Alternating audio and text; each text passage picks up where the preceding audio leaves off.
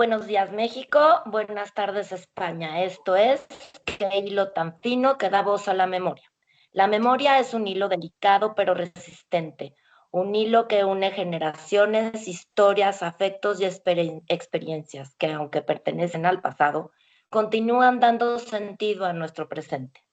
Desde el Ateneo Español de México, institución dedicada a la preservación, investigación y difusión de la memoria del exilio republicano español en México, nace Qué hilo tan fino que da voz a la memoria, un espacio de conversación, reflexión y encuentro a través de entrevistas, diálogos con especialistas, investigadores, escritores y protagonistas de la memoria, quienes compartirán sus reflexiones, conocimientos y experiencias relacionados con la guerra civil, la posguerra y el exilio español. Cada semana nuestros invitados nos ayudarán a descubrir historias que merecen ser contadas, documentos que guardan voces del pasado y experiencias que continúan inspirando el presente, porque la memoria vive mientras alguien la escucha, la comparte y la transmite. Bienvenidos a Qué hilo tan fino que da voz de la memoria, un programa del Ateneo Español de México, donde las historias encuentran su voz y la memoria sigue tejiendo su camino hacia el futuro. En este tercer episodio abordaremos el tema memoria histórica en las aulas, las acciones y actividades que dignifican la memoria de quienes sufrieron la guerra civil, la posguerra y más adelante el exilio. Para conversar sobre este tema contamos con la presencia de Enrique Maeztu Fonseca, de la Universidad Complutense de Madrid. Él es politólogo y filósofo por la Universidad Complutense de Madrid, máster en Política y Democracia por la UNED y máster en Filosofía Contemporánea por la UNED. Ha trabajado en el Parlamento Europeo en las comisiones de Empleo y Educación y Cultura y ha sido asesor internacional del Ministerio de Universidades. Sus campos de trabajo académico actuales son la historia contemporánea de España, la integración europea y los movimientos sociales. Recientemente acaba de poner en marcha un archivo del movimiento estudiantil en España, financiado por el Ministerio de Presidencia. Al día de hoy trabaja en el Departamento de Historia, Teoría y Geografía Política de la Universidad Complutense de Madrid, como contrato predoctoral en el proyecto La Tercera España, Génesis y Usos Públicos de un Concepto Político, 1936-2020. Hablaremos sobre los desafíos y problemáticas de enseñar en las aulas, en la memoria histórica y la pedagogía antifascista. Soy Cristina Ruiz Escobio. Soy José Alonso y esto es Qué hilo tan fino. Bienvenido, Enrique. Bienvenido, Enrique. Hola, buenas tardes, buenos días, encantado de estar aquí. Muchas gracias. Bueno, pues tenemos algunas preguntas que esperamos nos puedas contestar. ¿Qué camino ha tenido que recorrer la memoria histórica en las aulas desde la transición, ¿no?, a nuestros días, que supongo yo que debe de ser muy larga? Es muy larga, pero yo creo que se puede sintetizar en pocos minutos. La transición de la dictadura franquista al sistema democrático, la democracia liberal que tiene ahora mismo España, que se hace entre el año 75 y más o menos se termina de consolidar en torno al año 82, dando pie a una constitución, se funda en dos amnistías políticas, en el 76 y en el 77, que hacen un pacto de silencio con respecto a los crímenes cometidos durante la dictadura y la guerra civil. Como esta forma de perdón entre hermanos o de síntesis superadora, los padres de la Constitución plantean que lo que está por venir es un régimen nuevo y por lo tanto no puede enredarse en todos aquellos asuntos casi privados, aquellas rencillas entre hermanos que es mejor superar para poder conquistar el futuro. Ese pacto que existe entre élites políticas, de la oposición y también de las élites supervivientes del régimen, tiene una vivencia hasta que en el año 2004 se retransmite por primera vez la apertura de una fosa común. La historia de la memoria histórica en España es la historia de un olvido como un asunto demasiado complicado, demasiado complejo que abordar en los primeros años de la democracia, en donde todavía no se puede dar por descontada que la democracia sea un sistema a consolidar, pero sin embargo, paralelamente, los hijos de la guerra, que son los perdedores de la guerra, buscan a sus padres de forma privada y muchas veces en un contexto en el que no lo pueden hacer de forma pública porque temen las represalias, incluso en democracia. Sobre todo estamos hablando de los pueblos, en donde la guerra civil pues, significó el éxodo de parte de la población de esos pueblos a las ciudades o directamente la eliminación física de los sectores republicanos.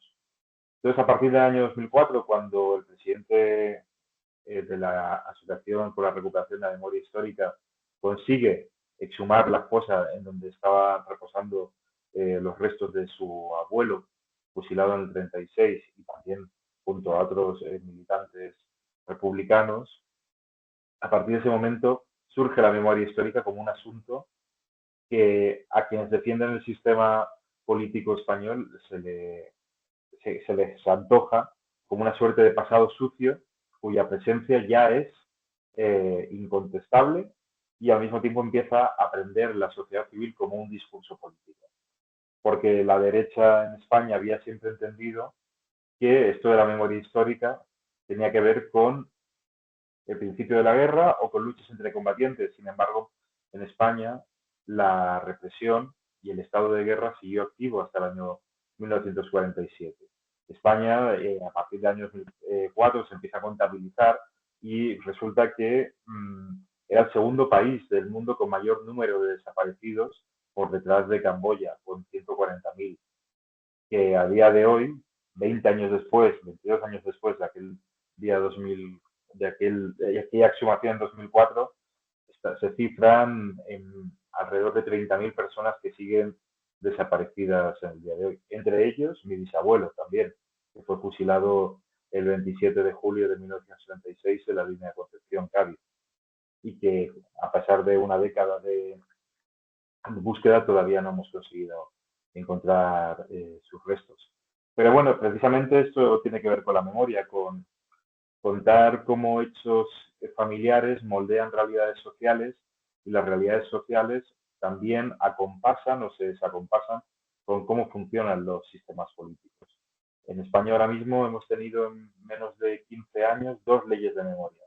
Una que ha generado unos grados de disenso político y de polarización muy grande, la primera, la del año 2008, y sin embargo tenía un cuerpo articulado mucho más leve, digamos, y una segunda ley, la de 2022, que dispone una serie de acciones de calado mucho mayor que la primera, y sin embargo todavía hay muchas acciones que se podrían hacer y que el gobierno ha decidido no poner en marcha. Y en este contexto, ¿qué obstáculos se ha tenido para implementar en las aulas todos estos temas de memoria histórica? Pues hay dos dificultades principales. Una que tiene que ver de orden político institucional y otra que tiene que ver con cambios sociales que se están dando en las aulas. El primero es que en aquellas regiones, porque en España tiene un sistema semifederal organizado como en México por estados, aquí se llaman comunidades autónomas que tienen otros niveles de competencias, pero las leyes de memoria histórica nacionales, ha habido algunas comunidades autónomas que las han replicado a nivel autonómico. Y sin embargo, cuando han ganado gobiernos de derecha, con partido de derecha o de centro derecha, Partido Popular, y la extrema derecha de Vox, han derogado las leyes de memoria histórica a nivel regional. Ha sido uno de sus caballos de batalla. Y esto tiene sus correlatos en la educación, sobre todo porque entendamos que quienes están habitando las aulas en la enseñanza secundaria y ya también mayoritariamente en la universidad son gente nacida en el siglo XXI. Y esto cambia mucho la dinámica, porque ya no serían la generación de nietos de exiliados, sino la de bisnietos. Y tienen una idea muy distinta de la guerra civil de la que podíamos tener quienes nacimos en el siglo XX. También lo tienen con otros fenómenos, como es el terrorismo en el caso de España, pero sobre todo lo que ha pervivido de generación en generación es este discurso esencialista de derecha sobre la unidad de la nación española y sobre la existencia de españoles de bien, que son quienes tienen los valores conservadores y defienden la unidad de España, y los rojos, que son quienes, bueno, pues defienden la anti-España, y ahí se mezcla con una amalgama de la dictadura de los woke, independentismo catalán y una mezcla de factores como el antifeminismo que emergen de una manera u otra, dando pie a un discurso entre una parte de la juventud muy reaccionario, en donde la dictadura aparece como un anhelo de un futuro perdido, en donde una sociedad está bien organizada en torno a un principio de autoridad y en donde quienes no comulgaban con esos valores estaban totalmente fuera. Entonces, digamos que esos discursos tan negacionistas de la democracia, negacionistas de la igualdad de género y de los derechos civiles, están presentes en las aulas, mayoritariamente en secundaria. También porque nosotros desde el año 2008 tenemos un gobierno primero socialista y posteriormente un gobierno de coalición entre la izquierda de la nueva política del Partido Socialista, que ha tenido una agenda de ampliación de derechos sociales bastante grande, con lo cual esto ha generado o ha propiciado que esta estética de la rebeldía de la juventud se haya asociado a la idea de la derecha irredentista o nostálgica del franquismo.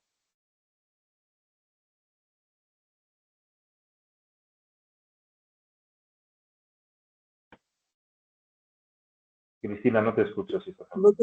No te escuchas, Cristina. Perdón.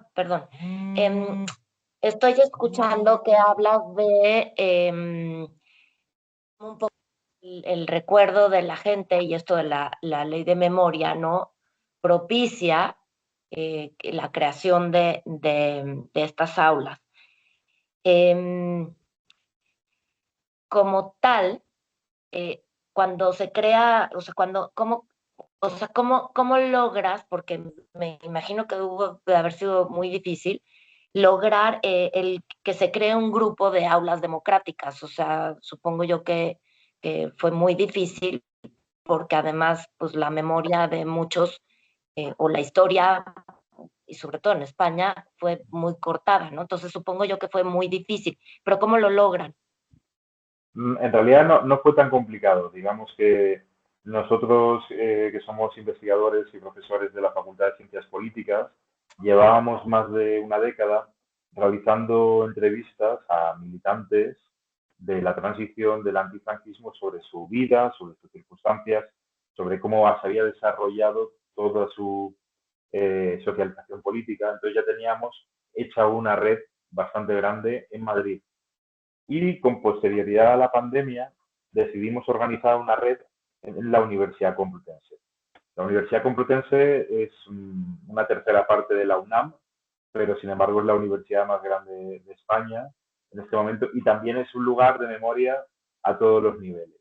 No solamente porque concentra la historia del poder político de España, porque la mayor parte de los ministros, la mayor parte de altos cargos de administración han estudiado allí, sino que también forma parte de un proyecto inconcluso de la Segunda República Española de hacer un gran campus de las ciencias y de las humanidades en lo que se llamaba entonces la Universidad Central. Es un proyecto que quedó truncado porque va a ser una parte de una ampliación de la ciudad por la guerra civil.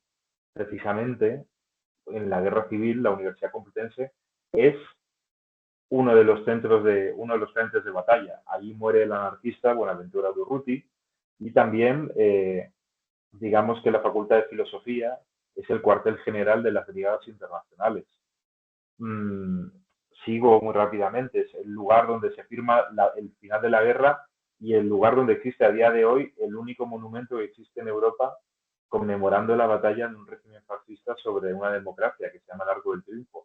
Un arco de más de 50 metros de alto, a inspiración de los arcos de las victorias romanas, y que ha permanecido como una especie de patrimonio incómodo para todas las administraciones, que en virtud de una ley que se tendría que cumplir, pero todavía no se ha derribado, ni se sabe muy bien qué se va a hacer con él.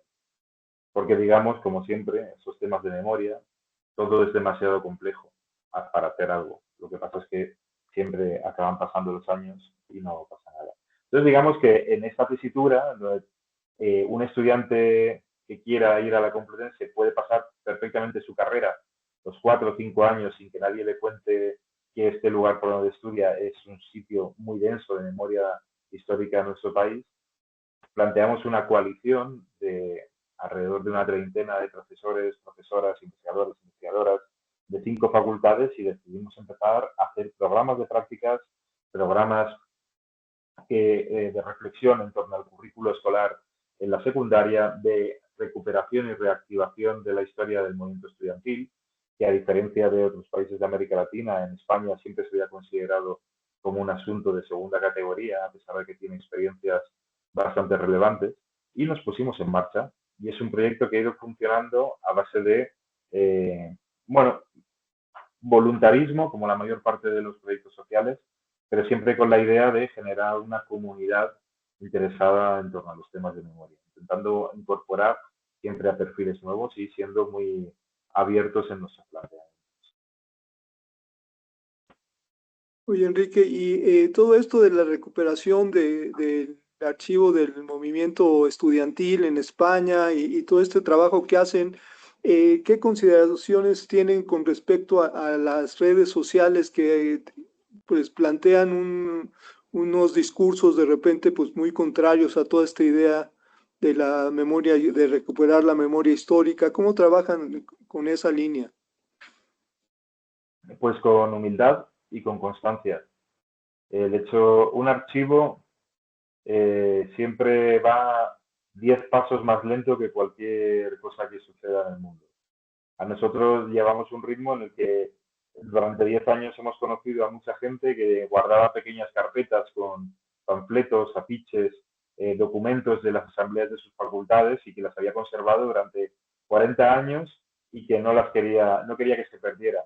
Sobre todo porque por una cuestión del paso del tiempo, biológicamente, hay veces que mueren antiguos militantes y sus hijos no saben el valor que tienen esos panfletos, lo consideran papeles sin más.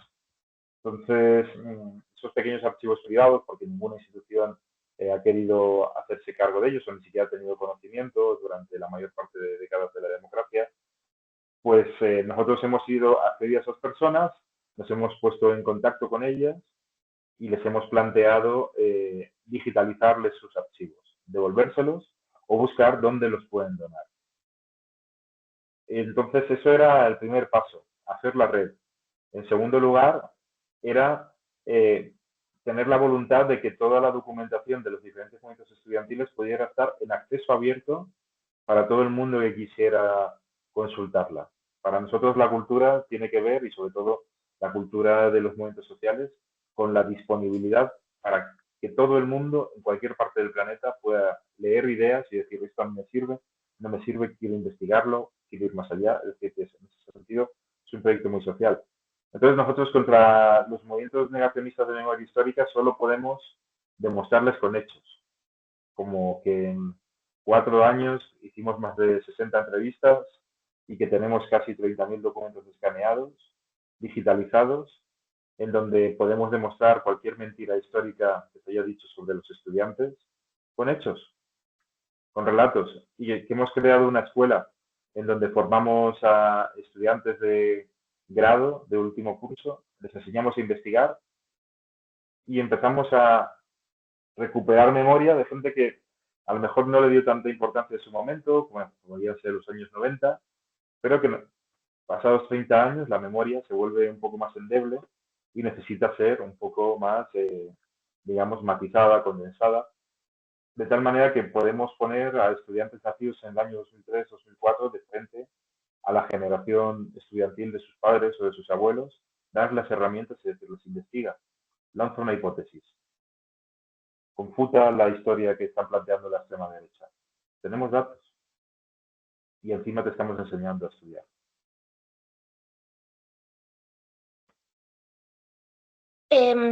¿Qué trabajo realizaste en la Comisión de Educación y Cultura del Parlamento Europeo?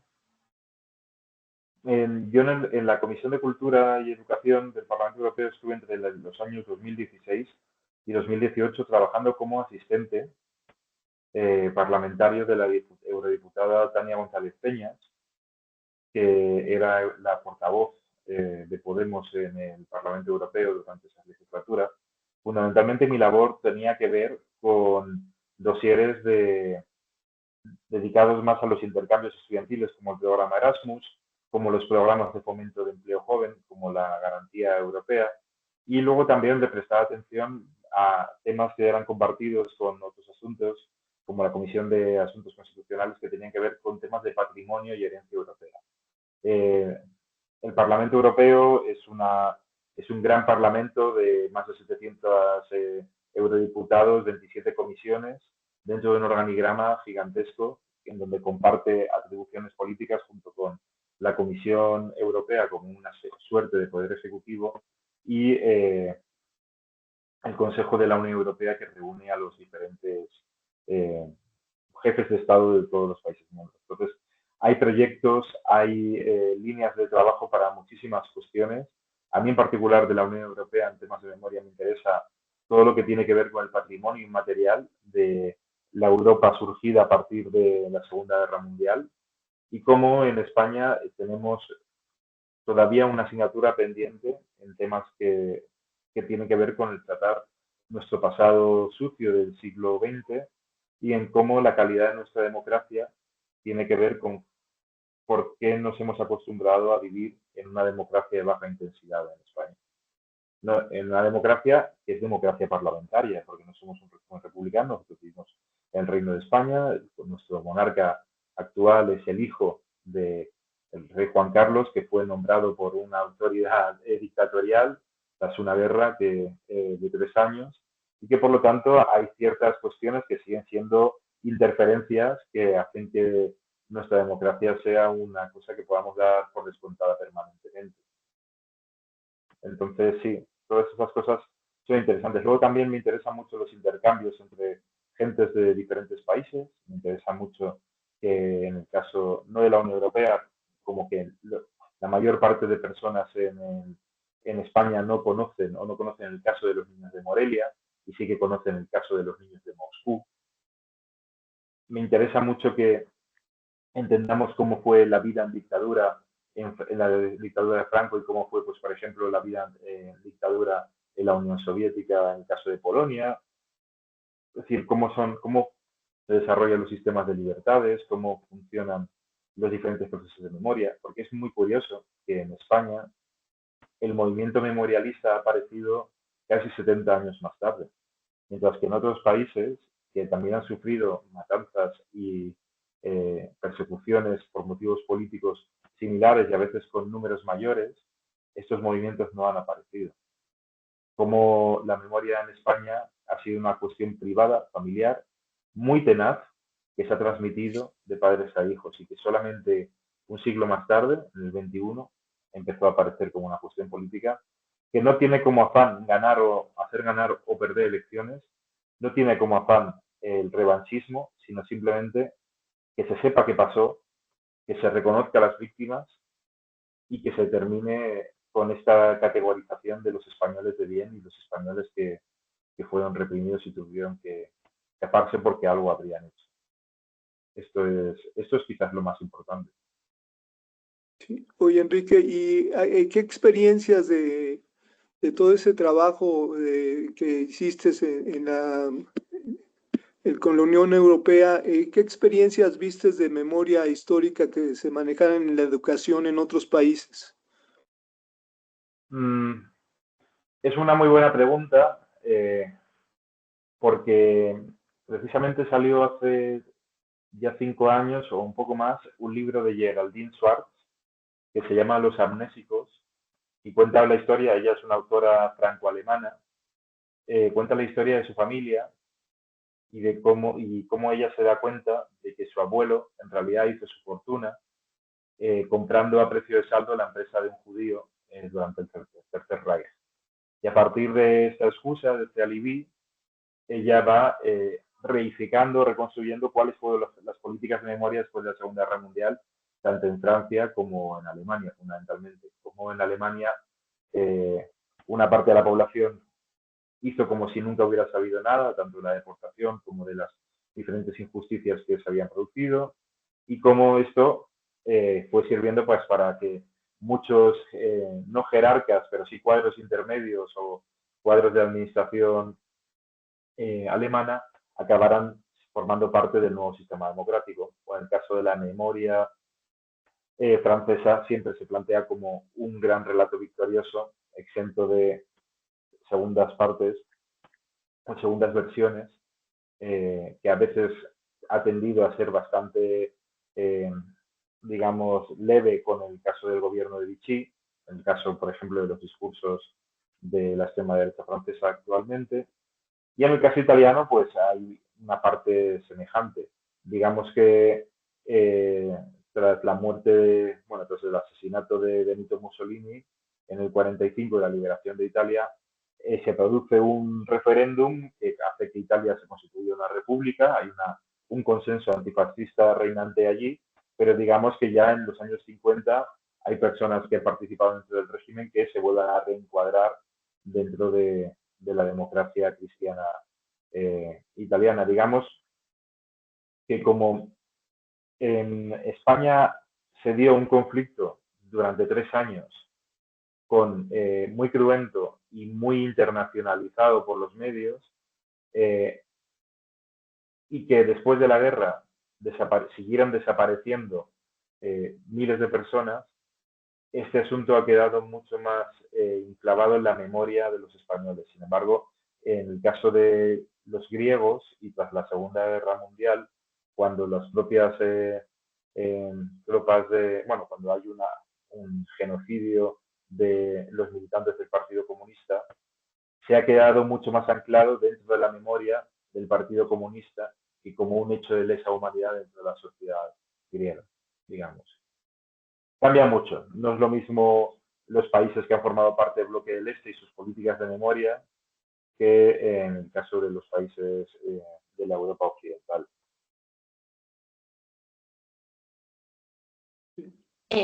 Ahora que hablas, ¿no? De la memoria de otros países y cómo esa memoria pues, se implementó de manera diferente o cómo se tomó de manera diferente, eso es lo que nos pasa aquí, por ejemplo, en México, ¿no? A decir verdad,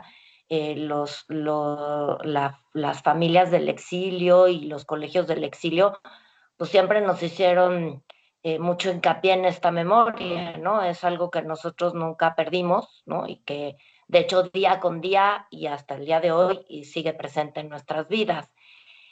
Para nosotros, sobre todo en los colegios del exilio, creados por el exilio, pues no, era como muy fácil la manera en que se hablaba, ¿no? En la manera en la que nos hablaron de esta historia y cómo fue, cómo fue desarrollándose esta historia. No me imagino, o no sé cómo imaginarme, ¿no? Cómo lo implementan, porque además, claro, nosotros prácticamente es, desde que se crean los colegios del exilio, empieza esta memoria, ¿no? Entonces nosotros, y hasta el día de hoy, nosotros no hemos perdido ese hilo, pero es difícil entender cómo después de tantos años, cómo implementan esta memoria en las aulas. En nuestro caso, a través de un programa de prácticas universitario, en donde seleccionamos estudiantes suelen estar con nosotros alrededor de 15 estudiantes por año, y son prácticas del último año de universidad, y en los donde yo lo que planteo es una educación en memoria a través de adquisición de competencias. Entonces yo les digo, sé que trabajar en un archivo no puede ser divertido para todo el mundo. Yo no os pido que sepáis todo lo que pasó en la guerra civil, yo no os pido que seáis expertos. En cambio, lo que yo os voy a dar es competencias para aprender a hacer bases de datos que os van a servir para luego vuestra carrera laboral, trabajéis en temas de historia o no. Yo os voy a dar competencias para aprender a investigar. Y sobre todo lo que os voy a plantear es hacer un aprendizaje en libertad. Tenéis todo el archivo, tenéis todos nuestros contactos a vuestra disposición. Previamente les damos una serie de lecturas donde les explicamos diferentes cuestiones de la guerra civil, de la transición, del movimiento estudiantil, y les permitimos ir haciendo su camino en la investigación. Y les vamos acompañando y dándoles posibilidades de entrevistar a gente, desplazarse, de seguir su investigación del movimiento social universitario o movimiento político que consideren. Y los resultados son muy buenos, porque hacen suyo los temas. Cuando conocen a gente de otras generaciones anteriores y conocen cuál es ese hilo rojo que conecta las diferentes generaciones, esas ganas de luchar por la justicia social que se van transmitiendo de diferente generación a generación, por esta noción innata o intuida o transmitida que es saber cuál es el lado correcto de las cosas o pelear por un mundo más justo, los estudiantes y las estudiantes rápidamente se difuminan un poco los carriles entre una investigación académica y una investigación activista. Tanto es así que en más de una ocasión y más de 4, las personas que hacen prácticas con nosotros después se quedan en el archivo como voluntarias y siguen investigando. Luego se integran en los grupos de investigación, pedimos más subvenciones. A día de hoy, una de nuestras estudiantes ya ha salido a la televisión 2 veces, está terminando una novela.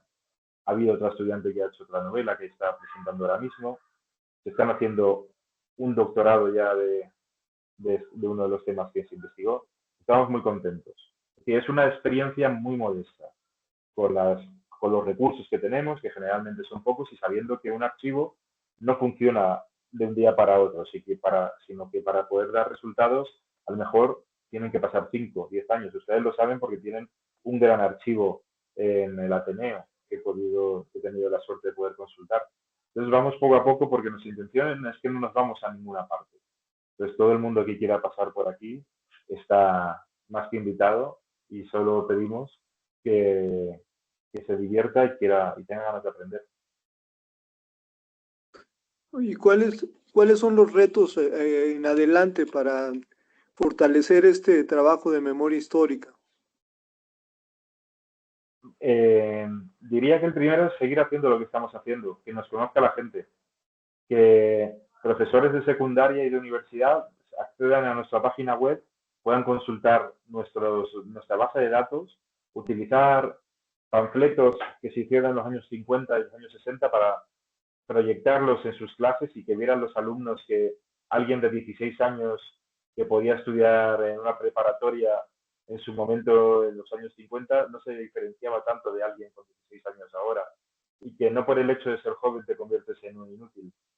Entonces, digamos que nuestro reto es que las generaciones del siglo XXI sigan asumiendo este rol que tienen de ser agentes dinamizadores, porque las universidades y los estudiantes son los que inauguran la sociedad que será mañana. Sus coordenadas de qué es la democracia, qué es la ciudadanía, qué es la justicia social, o si no, o qué es la dictadura, qué es la desigualdad, se están formando en las aulas, en las conversaciones de después de clase, en los vídeos que ven en sus pantallas, y por lo tanto, digamos que el combate está ahí, en disputar el sentido de la democracia. Nosotros apostamos por una forma compleja de una democracia en la que ni todos los actores son buenos, ni todos los actores son malos. Oímos de las versiones épicas, en cambio, nos interesa más entender cómo se ha construido la legitimidad democrática. Como un camino sinuoso, complicado en ocasiones, en otras cosas muy directo, pero nosotros problematizamos, no vamos a dar respuestas rápidas.